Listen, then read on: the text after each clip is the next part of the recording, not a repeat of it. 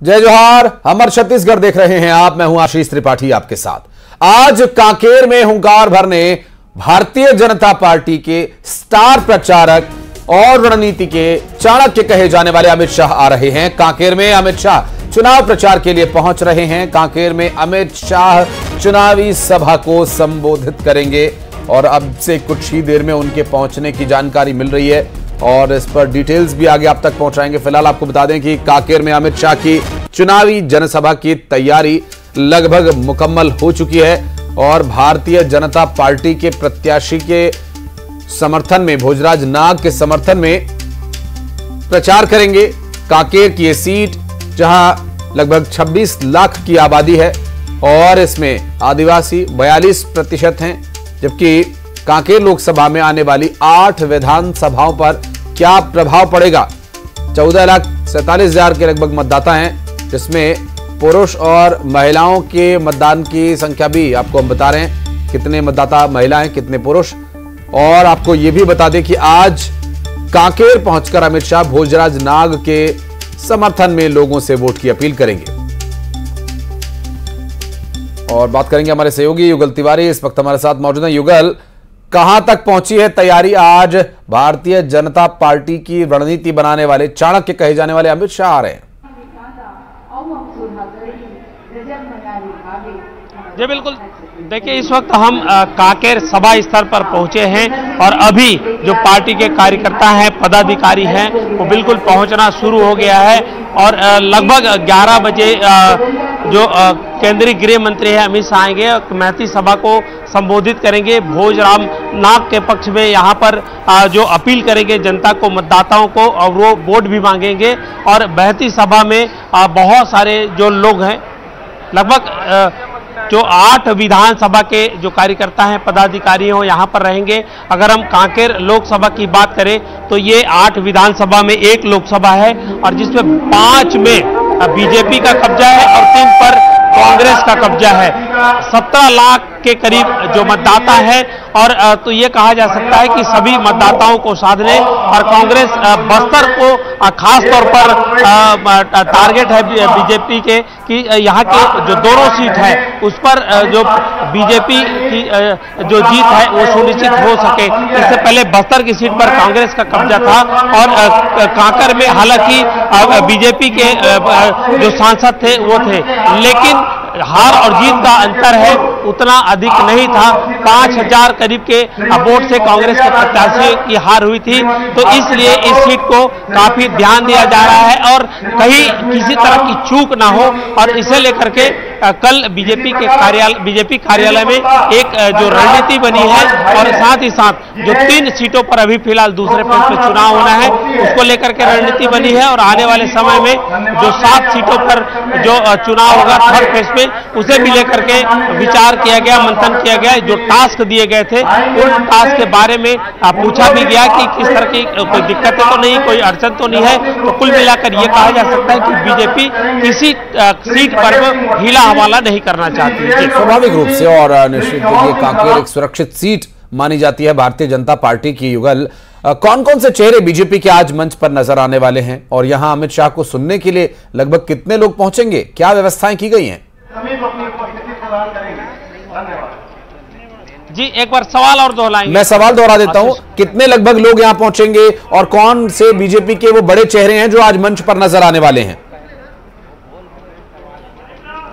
जी देखिए, एक बड़ा डोम बनाया गया है और सहायक डोम भी यहाँ पर बना हुआ है। तो लगभग इस जो ग्राउंड की जो कैपेसिटी है लगभग 7 से 8 हज़ार की कैपेसिटी है। अगर हम बड़े नेताओं की बात करें तो मुख्यमंत्री विष्णुदेव साय हैं, वो यहाँ पर पहुँचेंगे। साथ ही साथ प्रदेश अध्यक्ष हैं किरण देवसी, वो यहाँ पर पहुँचेंगे। केदार कश्यप पहले यहाँ पहुँच चुके हैं, जो वन मंत्री है, उन्होंने पूरा जो मोर्चा है वो संभाल लिया है। और साथ ही साथ यहाँ पर जिनको दायित्व सौंपा गया है है। पार्टी के संगठन जो मंत्री हैं वो तमाम जो लोग हैं वो पहुंच चुके हैं और बस्तर में पूरी तरह से कमान संभाल चुके हैं। क्योंकि अगर हम पिछले लोकसभा की बात करें तो यहाँ पर बीजेपी की जीत हुई थी, लेकिन जीत का अंतर ज्यादा नहीं था आशीष। तो इसलिए जीत के अंतर को बढ़ाने के लिए और कहीं ये सीट इधर उधर ना हो तो इसको पूरी तरह से फोकस किया गया है, क्योंकि जीत का अंतर काफी ज्यादा नहीं था।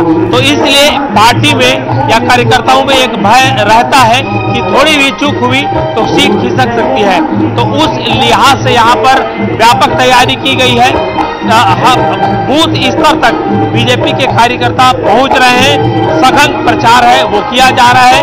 समाज से लेकर के अलग अलग वर्गों के साथ बीजेपी है लगातार बैठकों का दौर जारी है और खास करके वनांचल क्षेत्र होने की वजह से यहाँ पर जो आदिवासी वर्ग के लोग हैं उन्हें शासन की योजना का लाभ कितना मिला उसका भी फीडबैक लिया जा रहा है। साथ ही केंद्र सरकार की जो योजनाओं का लाभ उन्हें मिला उन्हें गिनाया भी जा रहा है। जी आशीष, बिल्कुल, और आप नजर बनाए रखिएगा और अमित शाह जब यहाँ पहुंचेंगे फिर आपके पास लौटेंगे। युगल, बहुत बहुत शुक्रिया फिलहाल इस पूरी जानकारी के लिए।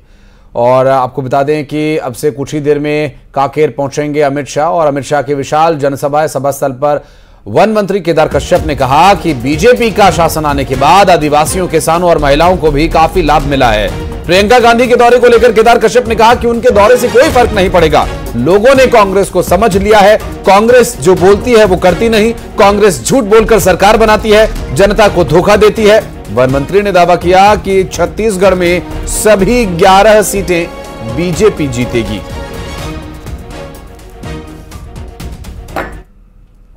सरकार के माध्यम से मिल रहा है, किसानों को लाभ मिल रहा है और लोगों में उत्साह है। और 400 पार का आंकड़ा में हमारी छत्तीसगढ़ की 11 सीटें भारतीय जनता पार्टी जीत करके देगी। देखिए, कांग्रेस का कोई फर्क नहीं पड़ेगा। लोगों ने कांग्रेस को अच्छी तरीके से समझ लिया है। कांग्रेस जो बोलती है वो करती नहीं है और बल्कि झूठ बोल करके सरकार बनाने में अपनी सरकार बना करके केवल और केवल धोखा देने का काम कांग्रेस पार्टी करती है। तो हमें विश्वास है कि जनता का आशीर्वाद भारतीय जनता पार्टी के साथ में रहेगा। 23 अप्रैल यानी कल वो तारीख है जब पीएम मोदी धमतरी की धरती पर अपना कदम रखेंगे। पीएम 10 साल धमतरी आ रहे हैं और 10 साल बाद वे यहां पहुंचेंगे जहां वे एक बड़ी जनसभा करने वाले हैं और पीएम को सुनने के लिए पूरा धमतरी कल यहां सभा स्थल पर मौजूद होगा। तैयारियां पूरी हो चुकी हैं। 100 फीट का मंच तैयार किया जा रहा है। वहीं मंच पर एसी और सभा में आने वाले लोगों के लिए कूलर की व्यवस्था की गई है। अनुमान यह है कि करीब 1 लाख लोगों को यहां पर एक साथ देखा जाएगा जब प्रधानमंत्री नरेंद्र मोदी यहां होंगे। पीएम की जनसभा की तैयारियां कैसी चल रही हैं, दिखाते हैं आपको।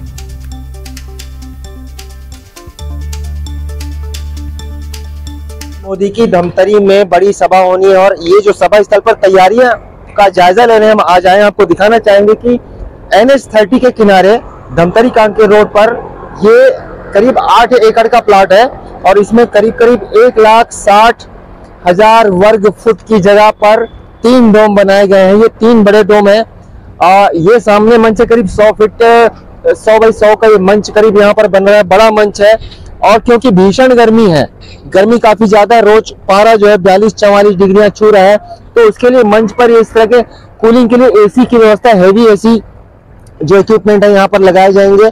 जो लोग यहाँ पर सुनने आएंगे, मोदी जी को देखने या सुनने, उनके लिए कूलरों की व्यवस्था यहाँ पर की जाएगी ताकि इतनी गर्मी में भी लोगों को ज्यादा गर्मी के कारण परेशानी ना हो। मेरे पीछे इधर देखिए, इधर हेलीपैड जो बनाया जा रहा है मोदी जी के साथ और उनकी सुरक्षा व्यवस्था के साथ, जो 3 हेलीकॉप्टर बड़े उतरेंगे यहाँ पर, MI-17 कैटेगरी के हेलीकॉप्टर, उनके उतरने के लिए बड़ा इलाका यहाँ पर तैयार किया जा रहा है। JCB से और रोलर से जगह को समतल किया जा रहा है, सुरक्षित किया जा रहा है ताकि हेलीकॉप्टर को उतरने में, लैंड करने में किसी तरह की दिक्कत ना हो। मोदी जी की सभा होने वाली क्या चीजें मुख्य है जो आप प्रबंधन में देख रहे हैं यहाँ पर पूरी सभा की व्यवस्था, बैठने की व्यवस्था, साथ ही गर्मी के हिसाब से अपन ने पेयजल की व्यवस्था बहुत अच्छी से की। 1 लाख लाने का टारगेट रखा गया है जैसे कि मीडिया को बताया गया है। तो इतने लोग आएंगे तो उन्हें इतनी गर्मी में कूलिंग आप कैसे देंगे? कूलिंग के लिए हम कूलर की व्यवस्था चारों तरफ कर दिए हैं। कूलर की व्यवस्था रहेगी ताकि किसी भी प्रकार के पब्लिक को परेशानी न हो। सुरक्षा के लिहाज से एसपीजी ने सारा सुरक्षा का जिम्मा यहाँ पर उठा रहा है और उनकी देखरेख में उनकी नजरों के सामने सारा काम यहाँ पर किया जा रहा है। 23 अप्रैल को एक बड़ी सभा धमतरी में होने वाली है। अभिषेक पांडे, न्यूज़ 18 धमतरी। और 24 अप्रैल को अंबिकापुर दौरे पर आएंगे पीएम मोदी। पीजी कॉलेज मैदान में जनसभा करेंगे और पीएम मोदी की सुरक्षा के लिए यहां पर प्रशासन पूरी तरह से अलर्ट है। प्रदेश भर के जवानों की ड्यूटी लगाई जा रही है। पीजी कॉलेज मैदान पर पीएम मोदी की चुनावी जनसभा होनी है।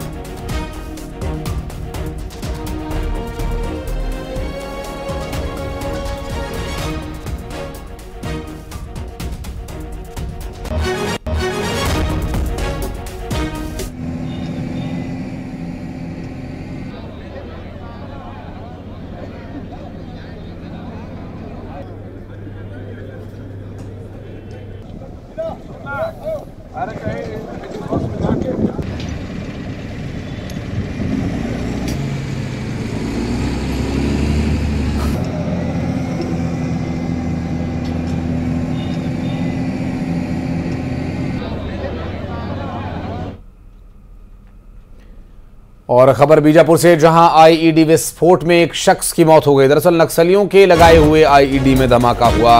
वनोपज संग्रहण के लिए जंगल गया हुआ था शख्स और विस्फोट से 18 साल के एक शख्स की मौत हो गई। गंगालूर थाने के मुतवेंडी के जंगल का यह पूरा मामला बताया जा रहा है। बीजापुर एसपी ने इस पूरी घटना की जानकारी दी।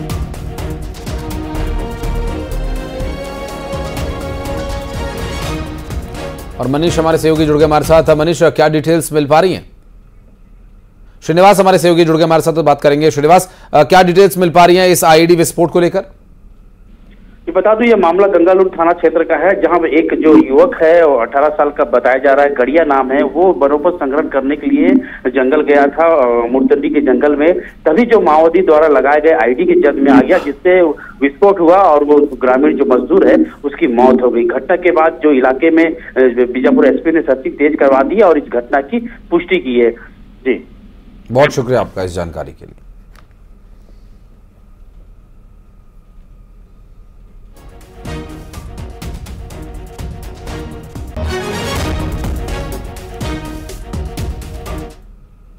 और खबर कांकेर से, जहां नक्सली मुठभेड़ की मजिस्ट्रियल जांच के कलेक्टर ने आदेश दे दिए हैं। दरअसल मजिस्ट्रियल जांच के आदेश दिए जाने के बाद जानकारी मिल रही है कि पखांजूर एसडीएम को रिपोर्ट सौंपने को कहा गया है और 3 सप्ताह में एसडीएम को रिपोर्ट सौंपने के निर्देश दिए गए हैं। हापाटोला कलपर के जंगल में मुठभेड़ हुई थी और 16 अप्रैल को मुठभेड़ में 29 नक्सली मारे गए थे और इसके बाद अब इसकी मजिस्ट्रियल जांच कराई जाएगी। कलेक्टर ने मजिस्ट्रियल जांच के आदेश दिए हैं।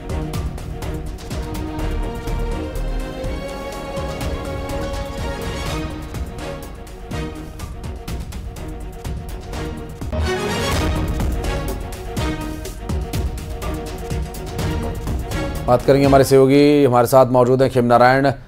खिमनारायण, मजिस्ट्रियल जांच के आदेश तो दे दिए गए हैं, अभी जांच कब से शुरू होनी है, क्या औपचारिकताएं इसकी रहेंगी, क्या है डिटेल्स अपने पास?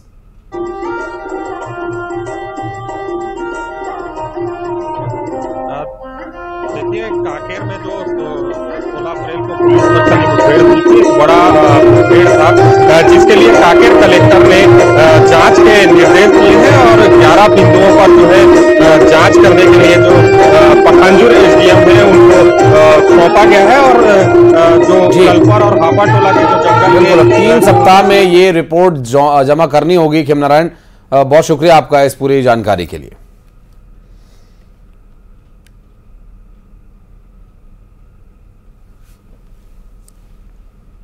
और राजधानी रायपुर में मौसम बदल रहा है। कई इलाकों में सुबह से काले बादल छाए हुए हैं। मौसम के बदलने से तापमान में गिरावट आई है, लोगों को गर्मी से राहत मिली है। आपको बता दें कि यहां रायपुर समेत 10 जिलों में बारिश के आसार बने हुए हैं और बदलते मौसम ने लोगों को गर्मी से तो राहत दी है, लेकिन यहां कई और समस्याएं उत्पन्न हो सकती हैं। मसलन किसानों के लिए फसल खराब होने की और हर खासवाम के लिए बदलते मौसम में कुछ छोटी मोटी बीमारियां या परेशानियां बढ़ सकती हैं। रायपुर में मौसम ने करवट ली है और हालांकि गर्मी से राहत यहां पर जरूर मिल रही है।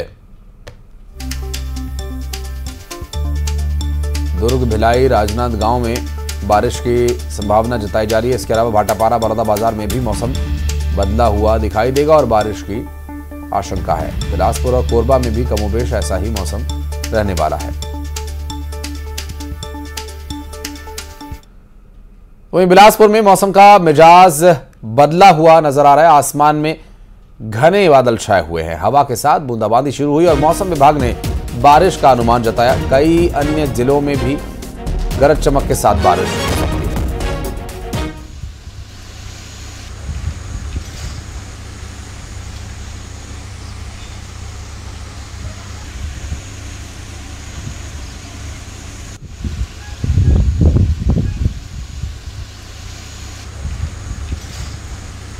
तो बादल घिर आए हैं बिलासपुर में।